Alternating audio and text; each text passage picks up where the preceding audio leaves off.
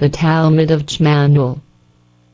The Clear Translation in English 3rd edition. Translation of the Aramaic scrolls written by Judas Iscariot, the disciple of Jammanuel Jesus, discovered in 1963 by Edward Albert Meyer in the tomb where Jammanuel had lain for 3 days. Translated into German by Isa Rashid and Billy. Edward Albert Meyer edited and encoded German text only. By Billy. Edward Albert Meyer translated into English by Julie H. Ziegler and B.L. Green. Updated English translation and revision 2001 by Dietmar Roth, James Deerdorf, Christian Frenner, Brian Christie, Heidi Vore and Robert E. Peters. Wildflower Press, Columbus, NC USA. 2001. Dedication. Dedicated to the man known to many as Jesus, known herein as Jammanuel, in the hope that the truths that he shared may be heard clearly today. H.Z. and B.L.G. Acknowledgements for the materialization of this small book. I wish to express my sincere gratitude to the spiritual forms Apetel and Artat Atharsade. In addition, my gratitude is also extended to my lifelong teachers and friends Sfaf, Aska, Semyes, Gatesel and Patha, etc., who took an interest in me in a loving way and taught me great knowledge, in order to prepare me for my important and difficult task. May my gratitude reach them across immeasurable distances, thus enabling me to maintain a lasting memory. This book is being dedicated without distinction to all human beings in the whole universe.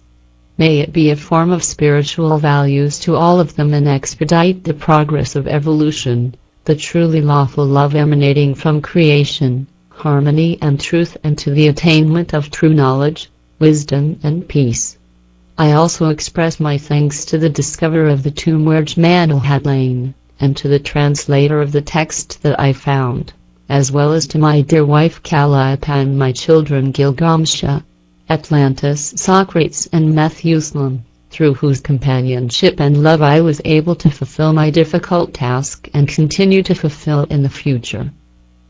Billy. Edward Albert Meyer.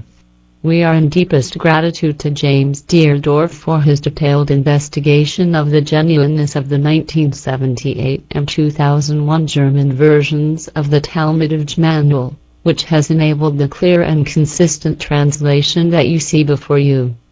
Additionally, we thank Edward Meyer for his early encouragement of our efforts and his faith in our abilities. We thank our most able attorney, whose careful preparation and analysis of the legal issues have given us the courage to publish this controversial document. Finally, we wish to express our gratitude to all those persons who, through their faith in us and patience with us, have made this work possible. The upper portrait is of Jammanuel, known to most people as Jesus Christ. It was prepared by a woman designer from the Rhine Valley, Switzerland in December 1976, after an original pen drawing by Semyes, the pilot of a beam ship, whose home planet, Era in the Pleiades, is about 500 light-years from our solar system. The spelling of Jammanuel with a J is no mistake, for according to the Pleiadians, this name is traced back to their forefathers, who spelled the name Jammanuel in written language with a J. The portrait of Jammanuel on page X was drawn by Semyes on December 31, 1975, from old pictures dating back to the time when Jammanuel was active in Palestine. These old pictures of Jammanuel, in the Pleiadians' possession, show characteristics that differ significantly from commonly accepted images of Jesus. Comparisons of these portraits to the Shroud of Turin, preserved at the Vatican, reveal clearly that the pictures reproduced here are not identical to the features in the picture on the shroud, which allegedly shows the image of Jammanuel during the time after the crucifixion. Forward.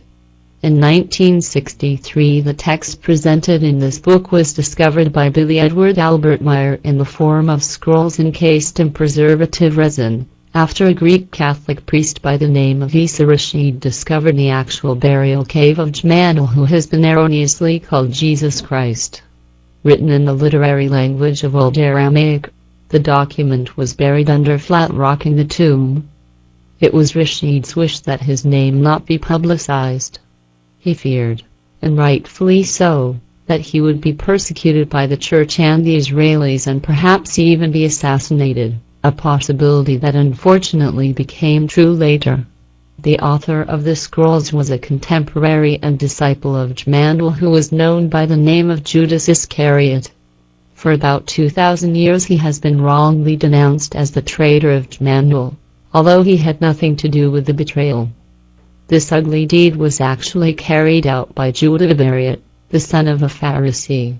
In order to save their threatened heresy, today's still dominant Orthodox and conservative clergy and their naive followers will probably attempt to deny the scrolls, destroy this book and denounce it as lies, as they have done with many other ancient writings that bore witness to the truth.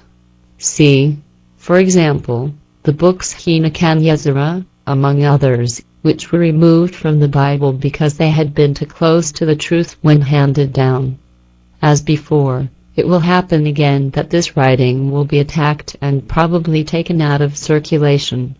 It will probably happen that pressure from many sides will be exercised on the editor of the writing, or he may be persecuted or assassinated in order to preserve the true religion. 3 attempts on his life were made in 1976, once even in the presence of witnesses.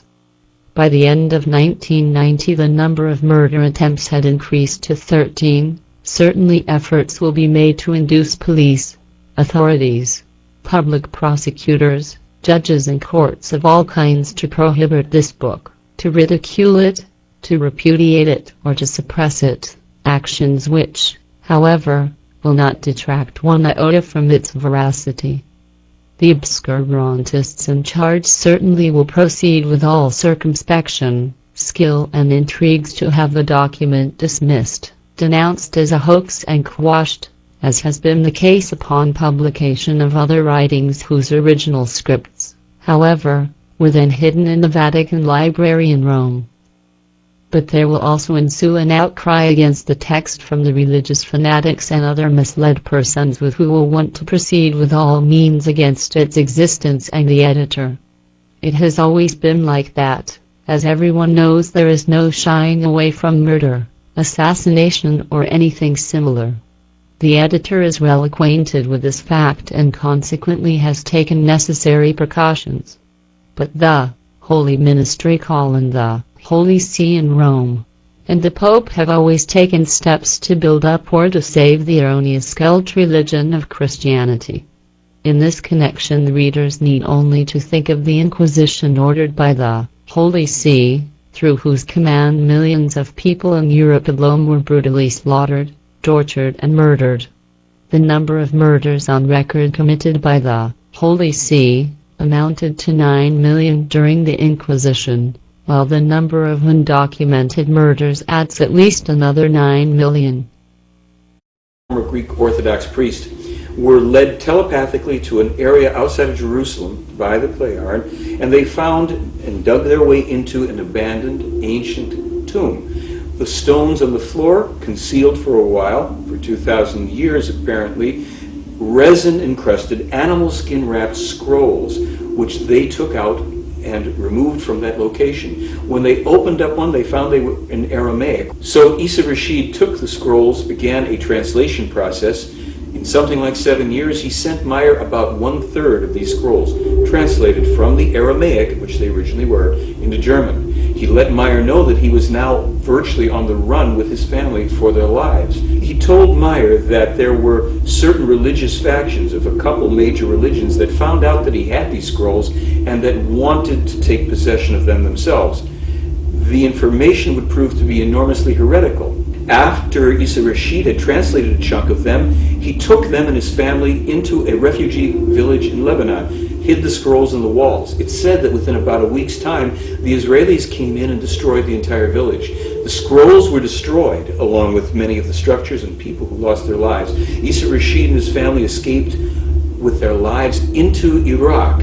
And 4 years later, Meyer found out that Issa Rashid and his entire family had been machine gunned to death, ostensibly by the Mossad in Baghdad.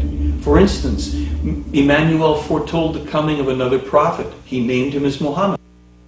He claimed that while this man would be a true prophet, his teachings would also be corrupted, and a false and evil cult would be created from them that would give the Israeli people, the distant descendants, no peace until the end of time, unless, hopefully, both the Israelis and their enemies could make a conciliatory and honest peace with each other. The Talmud of Emmanuel contains prophecies about the fires that would darken the sky when greedy and power-hungry people would ignite the very oil of the earth. The Talmud of Emmanuel was discovered in 1963. The fires from the Gulf War that darkened the skies did not occur until 1991, 18 years after the Talmud was discovered. There are two artifacts that are shown in this book that Meyer discovered in the tomb where the Talmud of Emmanuel was discovered. The first one was a small figurine that Meyer says was left by the Indian healers with Emmanuel, the men who came and ministered to him over those 3 days while he was sequestered in the tomb. The other artifact is a piece of gypsum that Gabriel allegedly gave to Emmanuel.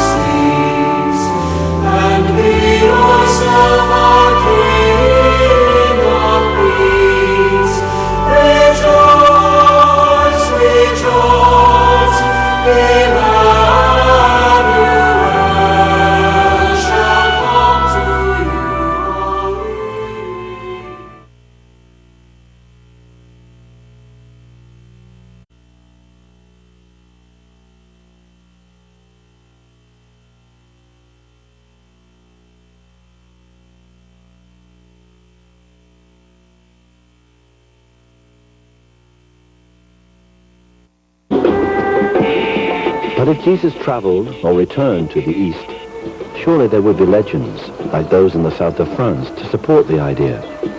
And of course, there are such traditions. In fact, the people here in Kashmir call their tribe Ben-e Israel and claim to be descendants of the lost tribes. And here there are stories that in the 1st century, Isa, known locally as Yusasaf, meaning leader of the healed, returned to Kashmir in his 30s. Yusasaf's ministry here can easily be seen as a continuation of the Jesus ministry.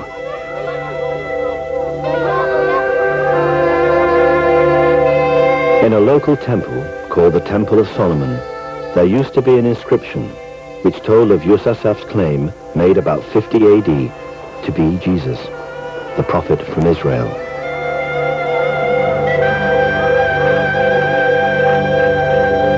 तमाम कश्मीर की तारीखों में यही लिखा है कि ये बाहर से आया है, ये प्रॉफिट था, ये पैगंबर था, जो और इसराइल से आया, मुस्लिम से अंदर बॉर्डर में आया है और फिर यही तबलीग कर रहा है।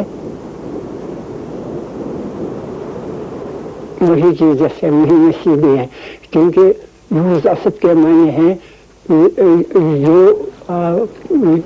कोड़ी के मर्ज में हों उनको शिफा देने वाला, उनका इलाज करने वाला, जो शिफायाब हुए उसको यूसुफ के दूसरे मायने हैं कि यूसुफ के दूसरे मायने हैं जमा करने वाला।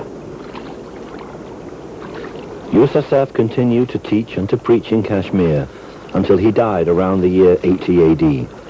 He was buried in Srinagar.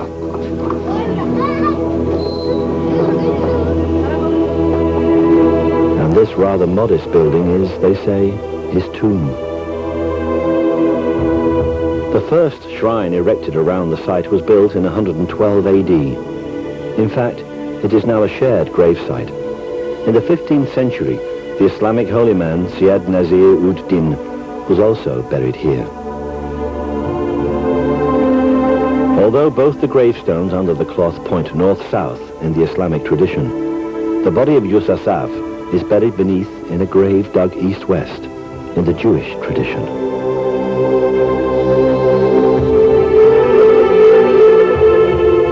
But this is a sacred site, and short of exhumation, there is no way of discovering whether the body buried here is that of a man who once survived crucifixion.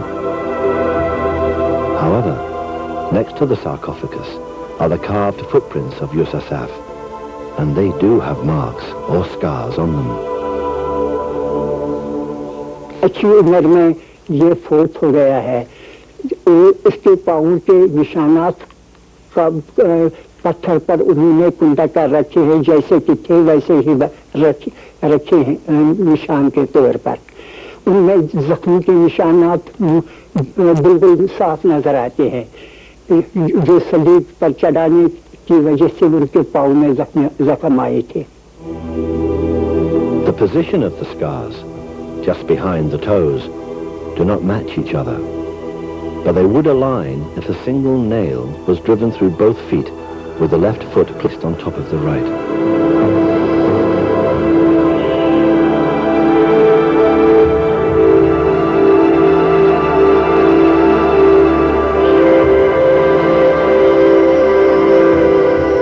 There are many who believe this to be the tomb of Jesus.